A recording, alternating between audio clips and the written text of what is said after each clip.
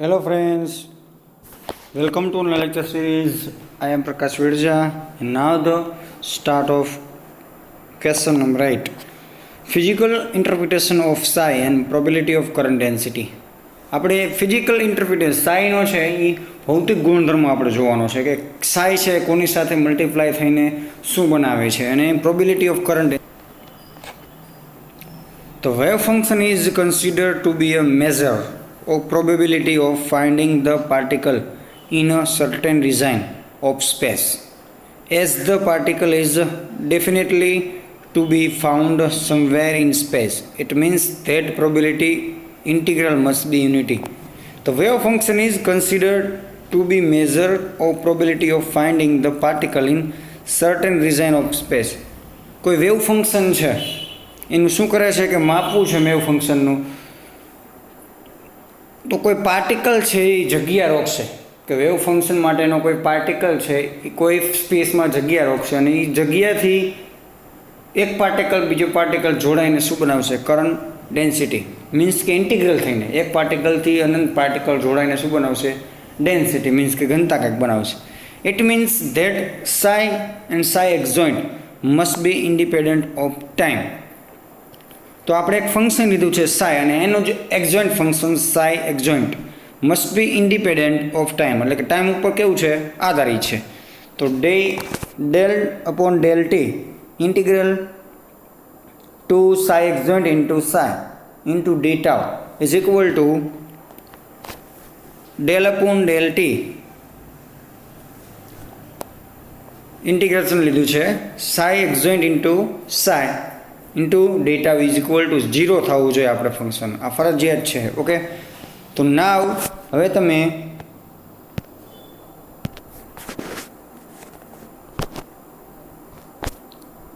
આ ફંક્શન ઉપરથી આ ફંક્શન કેવી રીતે કર્યું કે ટુ ફંક્શન છે કેવા છે કે મલ્ટીપ્લાયમાં છે અને આગળ ડી બાય ડીટી લાગેલું છે.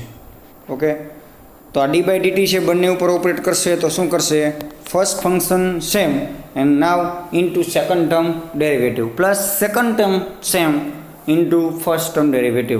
તો અહીંયા શું થશે? Del upon del t psi adjoint into સાઈનું ડેરિવેટિવ કરો તો ફર્સ્ટ ટર્મ સપોઝ કે ફર્સ્ટ ટર્મ એમનેમ રાખો, second term derivative second term એમનેમ ફર્સ્ટ ટર્મ ડેરિવેટિવ. તો ઇક્વેશન 1 મળી જશે આપણને psi into del psi adjoint upon del t plus psi adjoint into del psi upon del t is equal to 0 થવું જોઈએ. Consider the Schrodinger equation. આપણે Schrodinger equation 1 dimension માટે find કર્યું છે ક્વેશ્ચન નંબર 6, એ આપણે આમાં યુઝ કરવાનો છે. તો i h cut into del psi upon del t is equal to minus h cut square upon 2m del square psi plus potential energy V into psi. આપણે potential energy 0 ગણી હતી, લીધી નહોતી, પણ આમાં આપણે જસ્ટ લેવાની છે સ્ટેપ પૂરતી. તો del psi upon del t શું થશે? આ h cut both side the cancel, i h cut અને આઈ એચ કટ આ કેન્સલ કે બોથ સાઈડ. એક એચ કેન્સલ થશે, આઈ છે ક્યાં આવશે? ડિવાઈડમાં આવશે, એટલે કે છેદમાં આવશે ડેનોમીટરમાં. એ માઇનસ છે, ઓલા સોરી આઈ છે પ્લસ છે અને અંશમાં લઈ જાવ તો શું થઈ જાય? Imaginary part is a negative sign. Okay, તો આ સાઇન આપણે આઈ છે અહીંયાથી આપણે આ સાઈડ લાવવા માટે પોઝિટિવ ચાર્જથી કેવો ચાર્જ થઈ ગયો છે? નેગેટિવ ચાર્જ થઈ ગયો છે. તો યાદ રાખજો સાઈ છે એટલે સોરી આઈ છે, લેફ્ટ હેન્ડ સાઈડથી રાઈટ હેન્ડ સાઈડ તમારે લઈ જવું હોય તો માઇનસ ડાયરેક્ટ કરી શકો છો. ઓકે, તો શું થશે? Del psi upon del t is equal to minus i into h cut upon 2m del square psi plus V into psi. Function છે સાઈ નામનું. Equation number 2. હવે એનું કોમ્પ્લેક્સ કોન્જ્યુગેટ આપણે લઈ લઈએ, એક્ઝોઇન્ટ ફોર્મ આપણે લઈ લઈએ. તો શું થશે? I minus i h cut del psi adjoint upon del t minus h cut square upon 2m del square psi adjoint plus v psi adjoint. Okay, તો આપણે ઓલામાં કર્યું એમ જ એચ કટ શું કરવાનું છે? Cancel and out. અહીંયાથી એક એચ કટ ને એક અહીંથી એચ કટ કેન્સલ. પછી આઈ છે ક્યાં આવશે? અહીંયા આવીને શું થશે? માઇનસ છે તો કેમાં કન્વર્ટ થઈ જશે? પ્લસ ટર્મમાં. ઓકે, તો તમને ઇક્વેશન નંબર 3 શું બનશે? Del psi adjoint upon del t is equal to minus આઈમાંથી કેમાં કન્વર્ટ થઈ ગયા? Plus i minus h cut upon 2m del square psi x joint plus v psi x joint. Equation number 3. Now multiply by equation 2 by psi x joint and equation 3 by psi and subtract ઇન્સ we get. Equation 2 ને આપણે Sai x joint વડે ગુણવાના છે અને equation 3 ને ખાલી સાઈ વડે ગુણવાના છે. તો શું બનશે? લેફ્ટ હેન્ડ સાઈડ અહીંયા આપણે શું ગુણ્યા હતા? સાઈ એક્સ જોઈન્ટ ગુણ્યા હતા. તો તમને શું મળ્યું? Left hand side psi x joint into del psi upon del t. Equation 3 માં લેફ્ટ હેન્ડ સાઈડમાં આપણે શું ગુણ્યા હતા? સાઈ વડે ગુણ્યા હતા. તો અહીંયા આવી ગયા psi into del psi upon del psi x joint upon del t. આ રીતે તમને દેખાય છે. અહીંયા આપણે શેના વડે ગુણ્યા હતા અને અહીંયાથી અહીંયા મલ્ટીપ્લાય કરીને આ ટર્મ આવી ગયું છે. ઓકે, તો હવે રાઈટ હેન્ડ સાઈડની વારી. તો આપણે સેકન્ડ ટર્મમાં શું મલ્ટીપ્લાય કર્યા હતા? તો કે સાઈ એક્સ જોઈન્ટ આ સેકન્ડ ટર્મ છે અને આ છે થર્ડ ટર્મ. ઓકે, તો સેકન્ડ ટર્મમાં આપણે સાઈ એક્સ જોઈન્ટ વડે ગુણ્યા હતા, બાકીનું બધું એમનેમ રાખ્યું છે. અને થર્ડ ટર્મમાં સાઈ વડે ગુણ્યા છે, બાકી બધું એમનેમ છે. ઓકે, તો નાવ હવે મલ્ટીપ્લાય કરી દો. તો અહીંયા આપણે આ કેનું સૂત્ર છે? ઇક્વેશન નંબર 1 આવી ગયું, દેખાય છે અહીંયા. Psi star into del psi upon del t plus psi del psi x joint upon del t. Equation number 1 આવી ગયું છે. તો અહીંયા આપણે ઇક્વેશન નંબર 1 ની ડાયરેક્ટ કિંમત મૂકી દીધી છે. Del upon del psi psi x joint into psi. Okay, is equal to આપણે આમાંથી એચ કટ અપોન 2m ઇક્વેશનમાંથી કોમન કાઢ્યા છે, બાકીનું બધું એમનેમ છે. માઇનસ આઈ એમનેમ, પછી શું થશે? માઇનસ આઈ એમનેમ કોમન કાઢ્યા છે. સાઈ એક્સ જોઈન્ટ આપણે ગુણતા જઈએ તો psi x joint del square psi. Okay, પછી વળી સેકન્ડ ટર્મને ગુણી psi x joint V psi, પછી પ્લસ આપણે અહીંયા શું કર્યું છે? માઇનસ નિશાની સાથે એચ કટ અપોન 2m બારા કાઢ્યા છે. રેડી? એ માઇનસ નિશાની મારા ખ્યાલ પ્રમાણે નહીં આવે. જે એચ કટ અપોન 2m ની છે ને અહીંયા 2 મિનિટ આ આવશે પ્લસ. મિસ્ટેક રહી ગઈ છે માઇનસ સાઇનની. એચ કટ અપોન 2m કેવા આવશે? પ્લસ આવશે. ઓકે, બીકોઝ ઓફ આપણે ફર્સ્ટ ઇક્વેશન નંબર 4 માંથી જો માઇનસ આઈ હતા એ એમને રાખ્યા છે. એચ કટ અપોન 2m ખાલી પ્લસ કાપડી તો માઇનસ સાઇન જ આવશે અહીંયા. ઓકે, બાકીના બધા આપણે ગુણાકાર કર્યા છે. સાઈ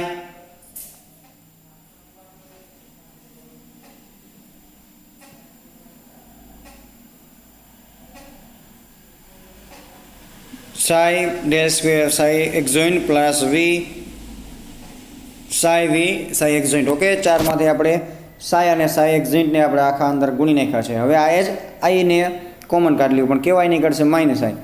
તો શું બનશે? Minus i h cut upon 2m, બાકીનું બધું એમનું psi x joint del square psi plus. જો આપણે અહીં શું કર્યું છે? સરખા કર્યા છે. પહેલું equation and third equation. Ready? પછી માઇનસ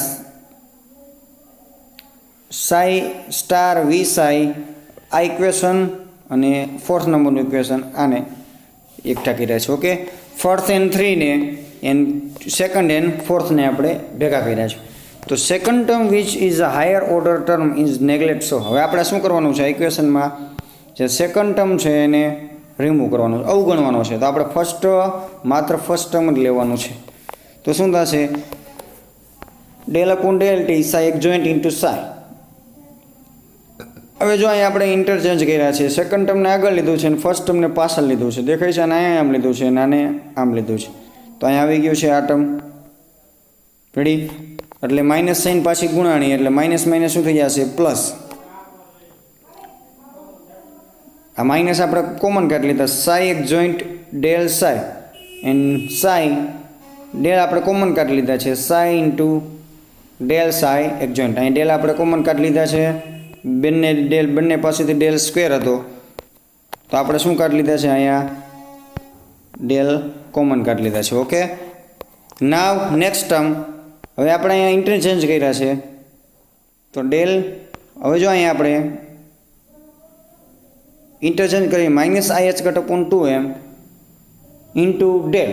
તો psi x joint del psi આપણે પાછળ લઈ ગયા છીએ અને Sai into del psi x joint આપણે આગળ લાવ્યો છે એટલે માઇનસ અહીં પ્લસ હતા કેવા ટર્મ થઈ ગયા માઇનસ સાઇન વડે ઇન્ટરચેન્જ કર્યા વાય વેર હવે આપણે જો અહીંયા મૂકી દીધી છે જે કિંમત તો આના બરાબર આપણે લઈ લીધી છે આટલા ટર્મ બરાબર લઈ લીધી છે આપણે જે અને અહીંયા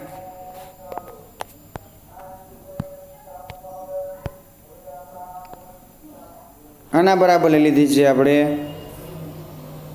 રો ઓકે તો યાદ રાખજો અહીં લખેલું છે where J is equal to i h cut upon 2m psi into del psi x joint minus Sai x joint into del Sai એના બરાબર શું લીધું છે જે લીધું છે રો ઇઝ ઇક્વલ ટુ શું છે Sai x joint into Sai તો તમને અહીંયા માઇનસ જે મળ્યા છે ઓલી બધું જાય તો પ્લસ જે તો del rho into upon del t plus del into J is equal to 0 તો આપણે શું મળ્યું છે probability of current density this is a equation of continuity in fluid dynamics યાદ રાખજો કન્ટિન્યુટી ઇક્વેશન છે કેના માટેનું ફ્લુઇડ ડાયનેમિક્સ માટેનું now integrating the equation 6 overall space હવે આપણે ઇન્ટિગ્રેશન બંને સ્પેસને કરવાનું છે d by dt integration of rho d tau ઘનતા છે થર્ડ ડાયમેન્શનમાં લાગે છે એટલે ડી ટાવ લીધું છે અને plus current density is a area લાગે છે